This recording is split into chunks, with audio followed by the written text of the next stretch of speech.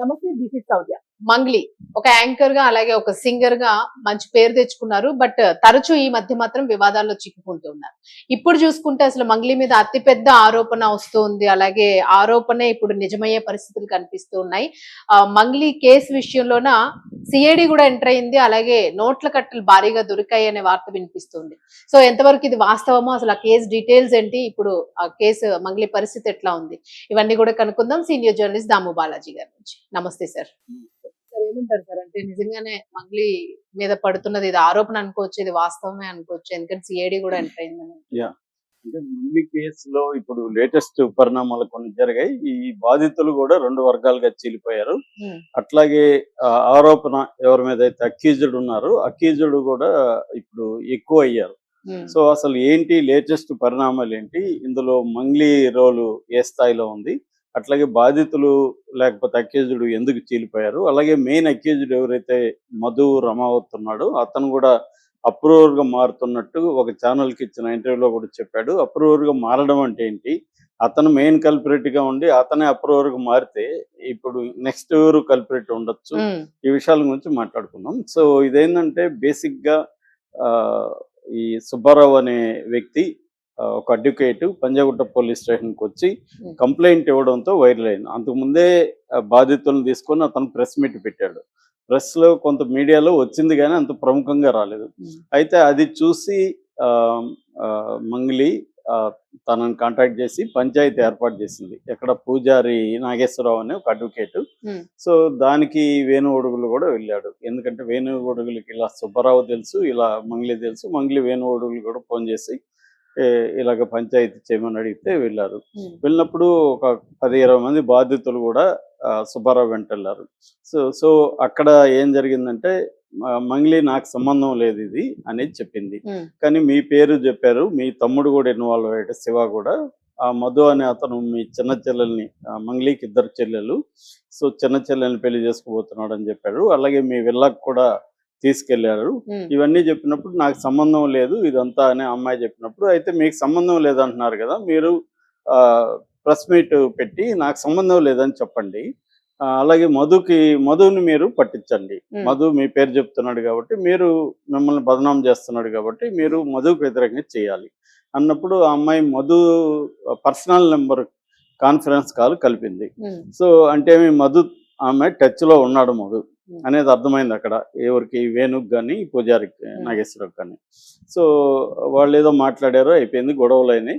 So అమ్మాయి పెడతాను press meet పెట్టి నేను చెప్తానంది.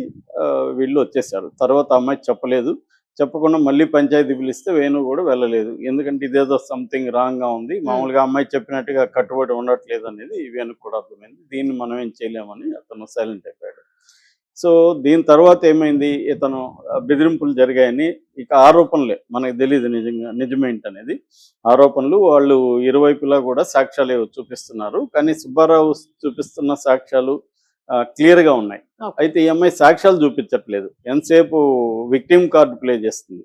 అంటే నేను కింద నుంచి వచ్చాను, కష్టపడి వచ్చాను, నేను బంజారా అమ్మాయిని, గిరిజన అమ్మాయిని, ఇవి మాట్లాడుతుంది తప్ప కాంక్రీట్ గా తనని వాళ్ళు బెదిరించినారని చెప్పడానికి ఆధారాలు ఏమీ కనిపించట్లేదు మనకైతే ఇప్పటి వరకు.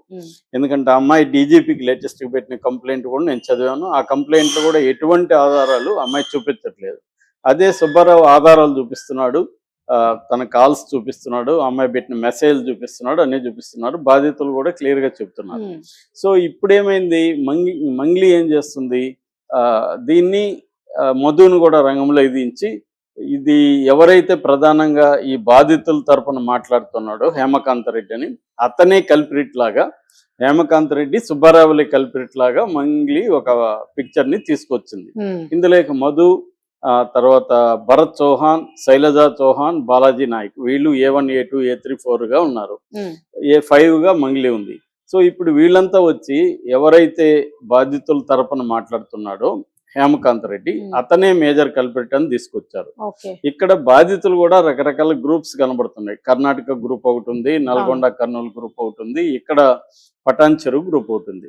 పటాన్ చెరువు గ్రూప్ 20-30 మంది రంగంలో దిగి వాళ్ళు హేమకాంత్ రెడ్డికి మేము డబ్బులు ఇచ్చామనేది మాట్లాడుతున్నారు.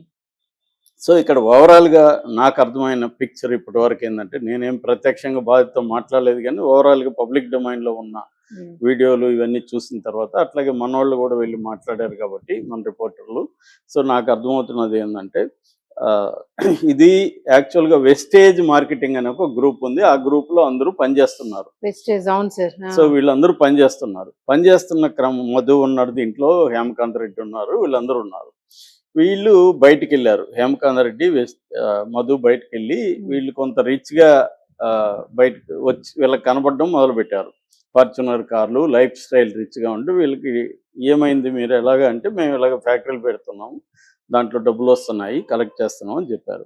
అలాగా ఈ హేమంత్ రెడ్డి కూడా తనకి ఇన్ఫ్లుయెన్స్, తన గ్రూప్ ఉంటారు కదా, ఆ గ్రూప్లో తను ఇన్ఫ్లుయెన్స్ చేశాడు.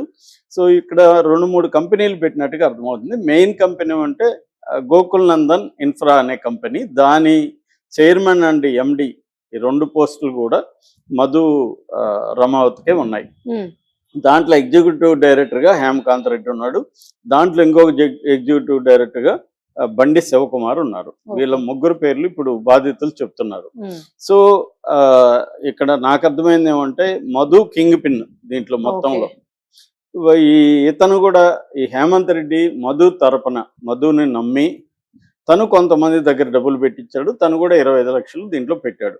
ఇప్పుడు మధుని నమ్మి పెట్టిన వాళ్ళే నిన్న ప్రెస్ మీట్ పెట్టి, హేమకాంత్ రెడ్డిని నమ్మి పెట్టిన వాళ్ళే నిన్న పటాన్చెరులో ప్రెస్ మీట్ పెట్టి, ఆ మధుని మేము నమ్మలేము, మధు మాకు తెలియదు, మధు అప్పుడప్పుడు వచ్చేవాడు కానీ మేము హేమకాంత్ రెడ్డిని నమ్మాము. మరి ఎందుకు నమ్మారంటే, ఆయన నన్ను నమ్మండి అన్నాడు, చూసాము, సరే ఈయన నమ్మచ్చులే, నేను మధుని నమ్ముతున్నాను, మీరు నన్ను నమ్మండి అన్నాడు. సరే మేము ఆయన్ని నమ్మి పెట్టాం.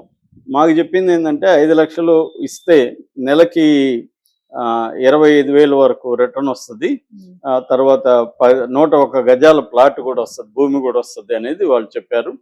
దాని తర్వాత వాళ్ళు సిమెంట్ ఫ్యాక్టరీ ఉంది, మిర్యాలగూడలో హాస్పిటల్ ఉంది, హైదరాబాద్లో పబ్ ఉంది, దీంట్లో మంగ్లీ కూడా ఇన్వాల్వ్ అయింది, ఈ మధు మంగ్లీ చెల్లెని పెళ్లి చేసుకుపోతున్నాడు అని చెప్పారు. సో ఇవన్నీ చూసి మేము పెట్టామని వాళ్ళు చెప్తున్నారు.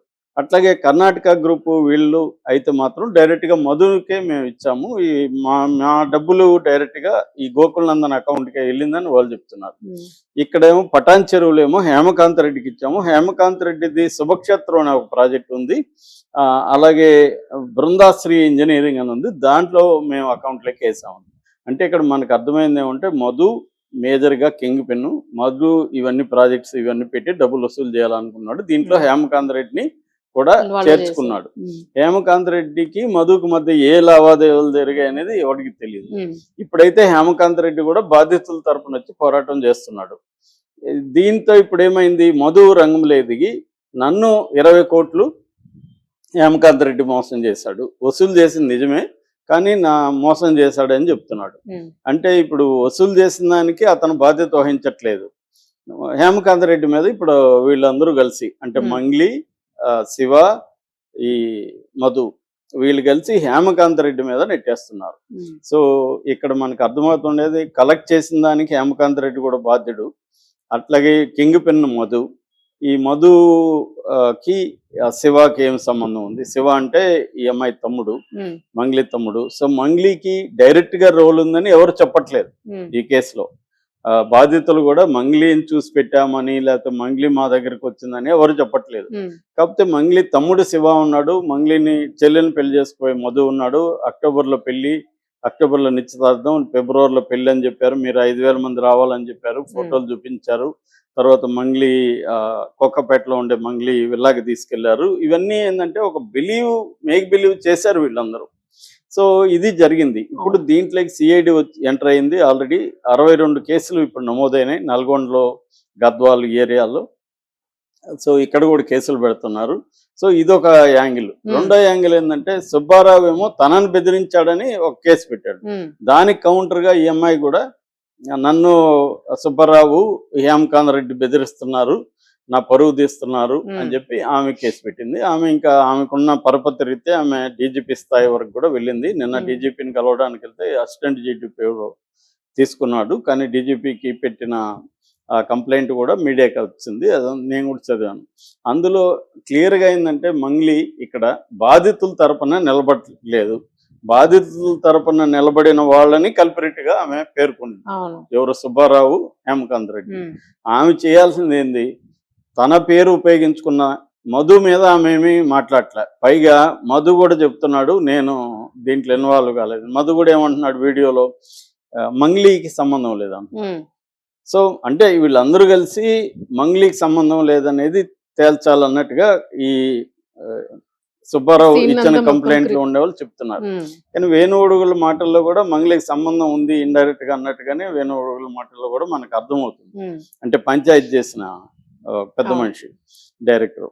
సో కాబట్టి ఇక్కడ ఓవరాల్ ఇష్యూలో మంగ్లీ బిహేవియరే జనాలకి విచిత్రంగా ఉంది.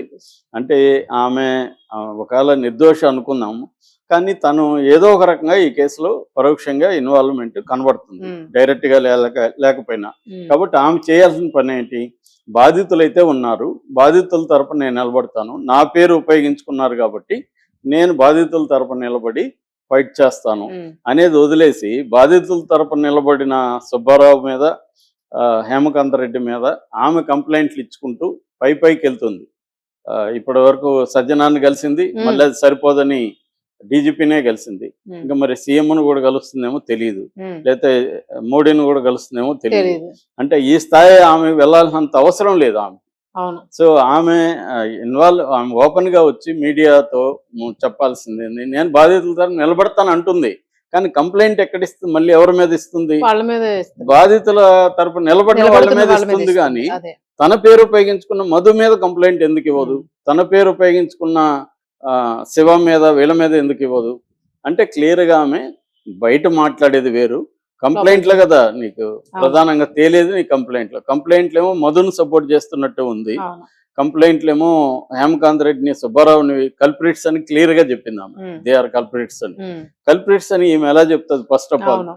సో క్లియర్ గా మంగ్లీ ఒక గేమ్ అయితే ఆడుతున్నట్టుగా ఉమ్, దీంట్లో అర్థమవుతుంది. సిఐడి దీన్ని తేల్చాల్సిన అవును. అవసరం. సార్ ఇప్పుడు ఇందులో క్యాష్ దొరికినట్టేనా సార్? క్యాష్ కట్టలు వీడియో దొరికింది, క్యాష్ దొరికిందని కూడా పుకార్లు వస్తున్నాయి. సో ఆ వీడియోలో ఉన్నది వీళ్ళ తమ్ముడు శివ అని కూడా పుకార్లు వచ్చాయి, అది కాదనేది కూడా తేలింది. ఆ వీడియో వేరే వాళ్ళది. ఇవన్నీ చూపించి వీళ్ళని లూరు చేసేదానికి ఇవన్నీ చూపించారు. అవును. అవును. అంటే బాధితులు మనం అనుకుంటాం కదా ఎలా మోసపోయారా మీరంటే, దానికి ఒక పెద్ద ప్రాసెస్ ఉంటుంది. అవును. మనకి జేడి లక్ష్మీనారాయణ భార్య ఎలా మోసపోయింది, అవును. మరి ఆమె మోసపోయినప్పుడు ఈ సాధారణమైన వీళ్ళే రైతులు, వీళ్ళు కూలీలు, ఇలాంటి వాళ్ళు మోసపోవడంలో పెద్ద విషయం లేదు. దానికి ఒక ఎక్స్టెన్సివ్ నెట్వర్క్ ప్లాన్ చేసుకుంటారు వాళ్ళని ఎలా మోసం చేయాలని. సో అందులో భాగంగానే మంగ్లీని కూడా వాడారు వీళ్ళు. మంగ్లీకి ఏదో ఒక రకమైన రిలేషన్ లేకుండా మంగ్లీ పేరు ఎందుకు వాడారు, ఎక్సనో అయినా ఎందుకు వాడలేదు, అక్కడే మనకి అర్థమవుతుంది. అర్థమవుతుంది.